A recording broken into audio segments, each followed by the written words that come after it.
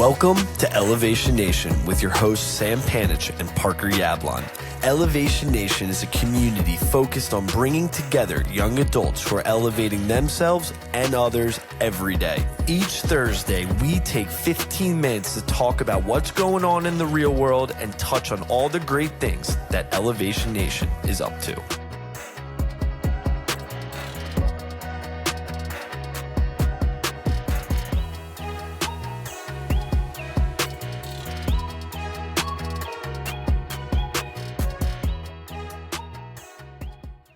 What's going on, Elevation Nation? We're back with Fortitude and 15 on this January 22nd, 2026. Sam, did you have a good weekend? Good week? I had an incredible weekend. I was slammed, bopping around, doing different events, living life, getting the most out of it. Yeah, it was a busy weekend. I didn't have a lot of free time for myself, but I did some cool new events. So, yeah, it was a great weekend. What about you? It was a great little long weekend. We got the Monday off, which was nice. Friday, got to go see a cool band, Joe Russo's Almost Dead, to honor the late Bob Weir, and it was an incredible experience being surrounded by that community during a obviously challenging time since Bob Weir died a couple weeks back. Did you cry? It was emotional. There were tears, a little bit of tears here and there, but it was more joy. It wasn't like sadness. It was sadness, but it was also like celebration. Very cool. And like, it really, like, what's that word where people come together and they're all together and they feel the same energy? It's like a concert or something where it has like a word to it. I forget, where like you're all binded by this collective experience, and like you really feel that.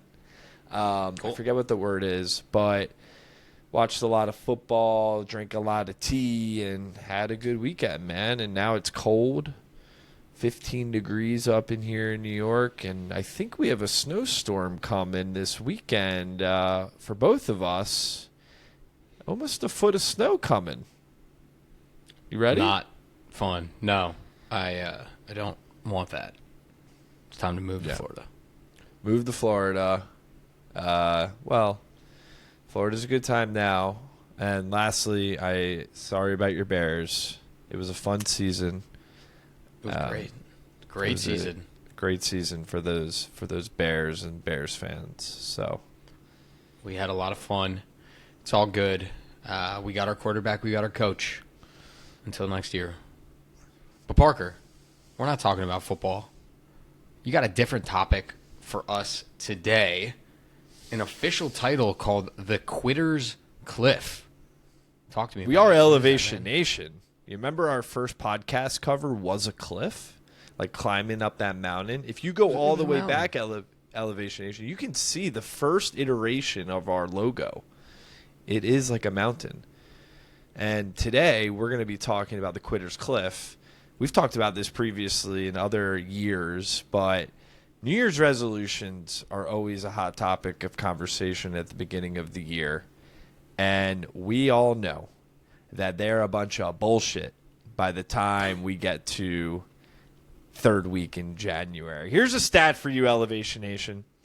The U.S. News and World Report estimates that 80% of New Year's resolutions fail by the second week of February. And there's even a Quitter's Day by Strava. They quote this called Quitter's Day. According to data from over 800 million user activities on Strava, they pinpointed that the second Friday in January is when the most people quit their fitness resolutions. We're already past that. Obviously, Sam, I don't believe so much so in New Year's resolutions, but the New Year's always a refresh on how you're approaching your life. So, first off, are there any resolutions that you had that you're still doing? I didn't really have a resolution per se. One of them was to eat healthier. Are you eating healthier? Yeah, I joined a farm share. I'm freaking hyped.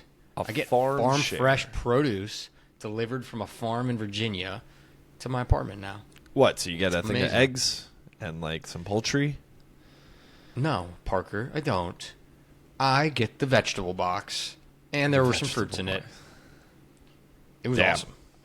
What's that great. run you? I cooked I'm with something curious. called kalettes. You ever heard of a kaleette before? I hate kale. Yeah, me neither. It's kale combined with a Brussels sprout, and it was delicious. It was I great. mean, that sounds great. Do you get to choose your... No, it's based on this. Welcome to farming, man. It's based on what's available, what's fresh in the harvest for that week. That's why I like it. It forces me outside my comfort zone from a cooking perspective. So I cooked with kalettes for the first time. We cooked with watercress for the first time. Not the biggest fan, but it's all good. And we're going to make some Brussels sprouts tonight. I love it, and I imagine you're throwing that into your AI companion. Hey, what can I cook with kaleette? Or, hey, You're what exactly can I right. cook with watercress? That's an spot on, interesting thing. So you have not stepped over the cliff in the sense that you're still living, trying to eat healthy. And I like that you put together almost like a little structure in your life to help you eat healthier. Is you're buying healthier food, and it sounds like it's a subscription that comes consistently. And so consistently, whether you are making the conscious decision to buy healthy food, you're almost setting up a system that's sending you healthy food, and as a result, you're like, oh, I got to eat this. Yeah, I think this year in particular, Parker, you know, I'm grateful. I have a lot of pretty darn good habits set up, and I think when we talked about New Year's resolutions, I talked about investing in myself more. And so next week, I'm starting a holistic wellness boot camp cohort with a mentor of mine, Tori Gordon. I'm excited to learn from her. She's been a huge mentor to both Miles and myself in the holistic wellness world. I'm now getting farm fresh food so I can get more localized fruits and vegetables in my tummy.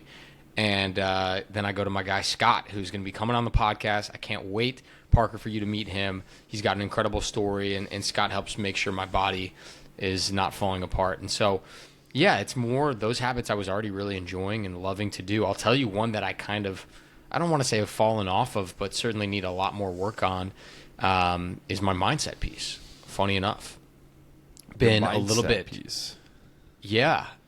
With how beautiful things are, I think I sometimes have these ebbs and flows where sometimes I'm having a good day and sometimes I'm having a bad day where I'm in my own head or I'm really hard on myself or I'm stressed about the future.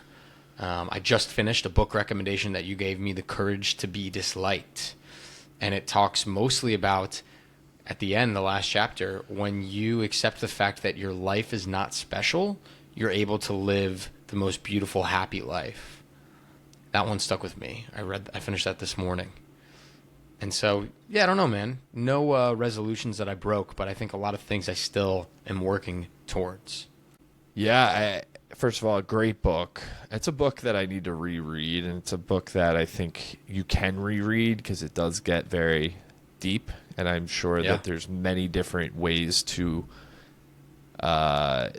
take away certain things from the book. So glad you finished that. I think it's an exceptional read. And to your point, our mindsets always can be developed and iterated on. You know, it's funny for me. I think I told you at the beginning I wanted to write more, and I'm not saying I've fallen off the cliff. I have this. It's weird. I have this urge in my body. I want to write more, but the idea and the act of actually doing it is where I fall short because. It's like, well, who?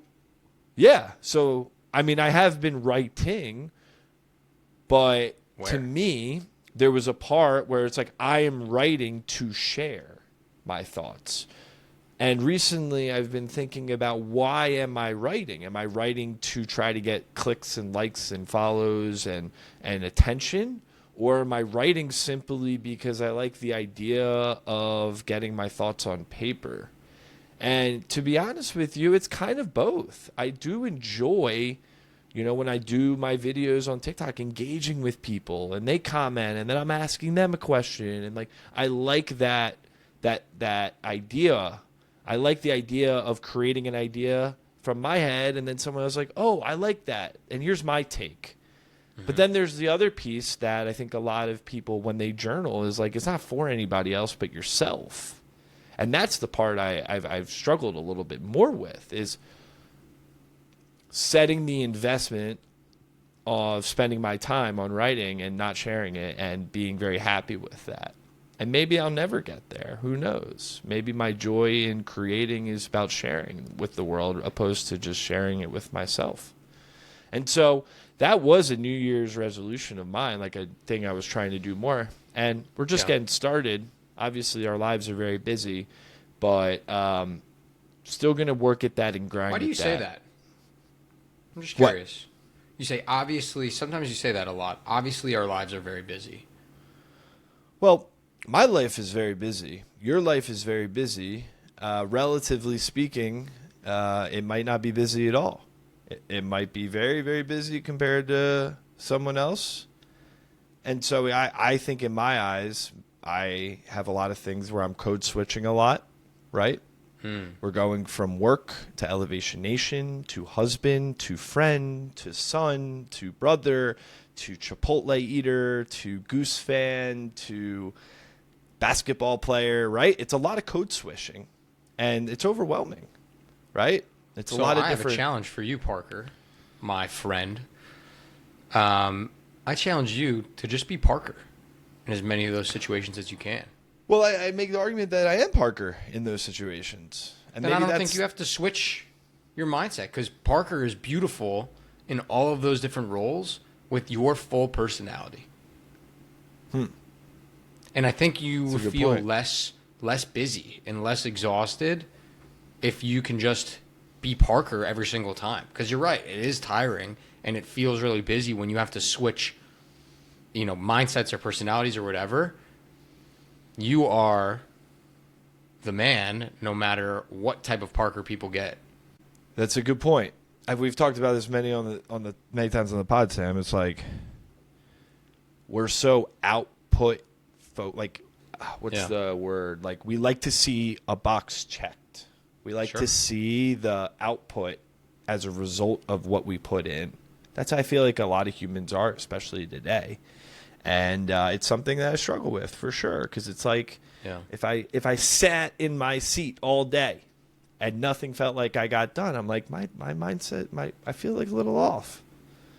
But in reality, like, that's all created in our own head, right? Like, we got to follow the rules. We got to do what we're supposed to do. But oftentimes the rules that we create are the things that we don't need to do. They're just things that we think we should do. I believe in the book of The Courage to be Disliked, he calls them life lies. Ooh. Things that we were told we need to do to be happy or successful in life that are really lies. One of them being caring what other people think. Again, I'm a hypocrite. There you go. Yeah, I do it too. But I'm just saying, I think you'll feel less busy. Because you're so passionate. Like, you don't have to switch your stuff on and off. Like, you love building things. And so, even with your writing, if you want to write, go for it, write. If you want to share it, share it. If it doesn't feel right, give yourself some grace to not. Don't force yourself into things to do because you think you need to do them. Do them when they feel right. That's a good point. I mean, we've done this podcast every Tuesday and Thursday for the last 5 years, and, like, that's structure. Yeah. And we in my probably head, shouldn't like, have, right? I need structure. I need structure. And sometimes it's just like, you know what? I want to write something and share it. It doesn't need to be on any structure. It could just be on a Tuesday at 3 p.m. Like, I got an idea.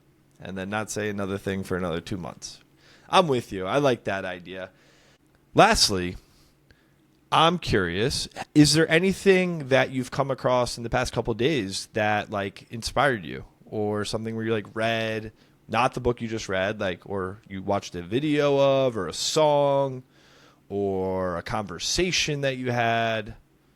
I'm curious. Well, as you know, Parker, I'm not on social media. And my Twitter feed that I recently downloaded, now I'm only Instagram on my computer. Oh, good for you. So the only thing on my phone right now is the Everything app. And it's all Barstool content. And I spent Friday night watching 6 hours of Barstool videos, more specifically of Pup Punk the Barstool Band.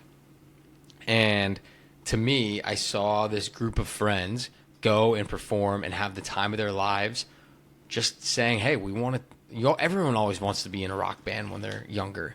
And these guys said, you know what, I'm going to turn it into reality. And I think that's one thing that inspires me about the Barstool crew is it's almost like what's on my bucket list of things that I want to cross off in my life, and I go and do it, right? Big Cat the other day said he wanted an ice cream machine in the office. He always dreamed of working in a place that had an ice cream machine. He bought an ice cream machine. He set up the cream team to manage the ice cream machine. I know this is a very silly example, but I think it's cool. Like, we wait so often for things to happen to us that sometimes we just have to go out there and make it ourselves and try it and say we did it and cross it off our to-do list. And so that's how I'm trying to live my life more, Parker. I think, I went to my first, it's called Daybreaker Solo Dance event this weekend by myself because I wanted to push myself outside of my comfort zone. And so that's kind of what I'm doing more of this year is crossing things off of lists that I always wanted to try. And if you want to make a band with me, I'm down, bro.